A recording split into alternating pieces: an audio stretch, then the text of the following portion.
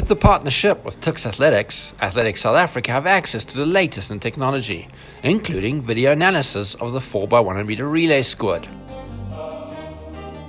Recording the data and analyzing this is the responsibility of Dr. Helen Bain of the Sports Exercise Medicine's Lifestyle Institute, or SEMLI. So there were mainly two components. One, just looking at some video feedback. Because what we find is, that relay, and specifically around the relay changeovers, it happens so quickly. Better, Simon, get your hand up. There's a lot going on. The athletes have got a lot that they're trying to think about and get right. And they don't always know exactly what happened when it goes wrong. So the video feedback will just be to try and support their learning through the skills and the execution that they're trying to improve. And then the second component was measuring some times. So essentially, we want to know how fast is the baton getting from the start to the end of the changeover zone. Yeah. So that is why we're generally trying to hand the baton over straight. It was more about me understanding what Paul is instructing the athletes to do, what are they looking for, so that we can make sure we assess those things and give them feedback on it. As an example, the instruction to the athletes about when the athlete that's receiving the baton, when should they start accelerating. And then based on how they execute that trial. Move it!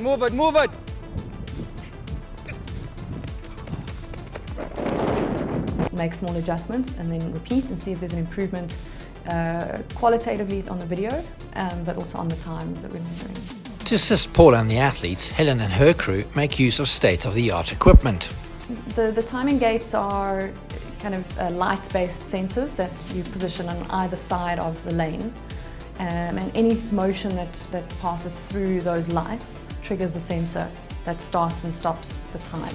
We'll speak to the coaches and the athletes. It's a learning opportunity for them to see what the coach was telling them to do, how they were executing it, and improving their understanding of where they were going wrong. So that's the main thing at the moment. And then going forward, we'll use more and more of the performance measurements, so that the time, as those changeovers get slicker and slicker. In future camps, we'd look to give more feedback about how different combinations are performing on the different changeover zones, etc.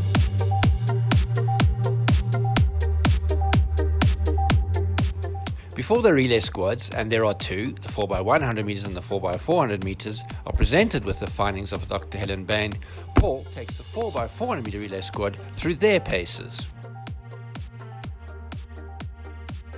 So it's take and then quicker reactions. But you need to, John, take it over, because remember, you're not going to run with that. Remember, you always exchange. Okay, move. You can't run around the bend with your left hand. So that is why we take, transfer, around. No one runs with the baton in the left hand around the bend. It's the easiest way to drop it. Just like in the 4x100 meter relay drills, Paul will practice the changeovers with the 4x4 squad. But there's more to it. In the 4x4 relay, the first leg is run in lanes. The second is where the athletes cut into lane 1. And there's an art to that too. Okay, move in. They need to find the inside faster. But when you 4-5 guys, then it will be packed. But they need to find the inside faster. So when you come around here, you shoot for the inside. Go!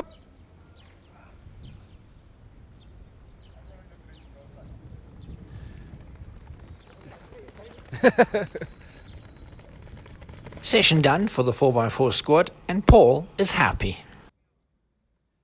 That's exactly how it is in a race. Good job. Good. The way that they ran now, that's exactly how it unfolds in a race. Because John went, good, came off the bend, good, went inside, then Gary went to go sit on him, immediately Peter and Randy was blocked off. Then it was time for the video feedback analysis by Dr. Helen Bain. Towards towards the end of the session, we moved around to the second changeover, right? Simon and Clarence ran three different attempts. This was the first one. I'll just play it through in real time.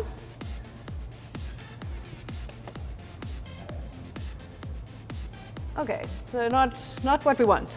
The difference from the first one to the second one was huge, and the second one to the third one, the result was huge. Okay, these are the second and third one, side by side. So these are obviously recorded separately. What I wanted to do was synchronize them at a specific point in what was happening, and I chose to synchronize it at the first moment that Clarence starts to move. So if I just go one by one, I think there you can see the head lifting on both sides.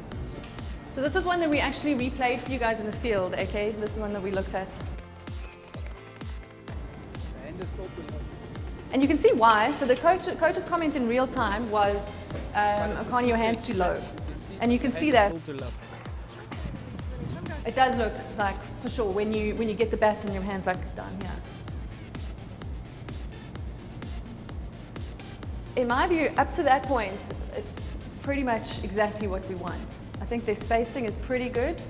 The timing of the call, there's one here, it looked like it was good from when the hand went back. And if, for example, there, oh, that's where it goes wrong. Hand, baton, they're there. If you'd managed to connect at that time, that would have been perfect. Okay, but what wasn't, sort of just missed it in terms of timing of the hands, and came on the way down. Still runs through smoothly, not a problem, not a bad changeover. That if you watch that in a race, you'd say that was okay.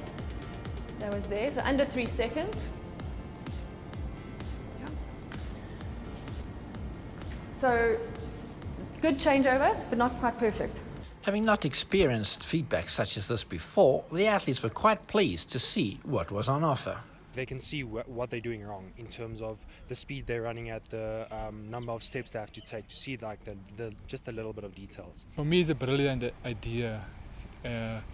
Yesterday we were running and doing the things, and you can't see when you run what actually you're doing and feeling. So I think for me it was good to see actually in slow-mo and in the actual speed how you went over, or the time you take to accelerate or give over the baton. So I think that was the key. I think it's really helpful because sometimes when you run, you think you're doing everything perfect until you see the video and see like how much we can improve. Which, when you look at it, I think there's a lot we can still improve, and the time can still come down by like by a huge margin. So I think looking at those video analysis actually helps a lot. When you get to this sort of level in the relay, because all the countries are they have good athletes and we're all on the same level, so that those little milliseconds make a huge difference, and it's a difference between gold and silver or bronze. So I think it's really important that we got the chance to see what we can actually rectify.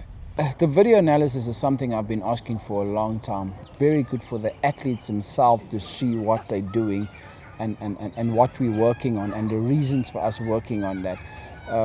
I've picked up a few things. Some of the guys leave the zone a little bit early. Some of them leave it a little bit late. The hand positioning is not always 100% spot on. They're sometimes a bit early with the call, sometimes a bit late with the call. So those are all things that we can work on, and we have the time between now and Tokyo.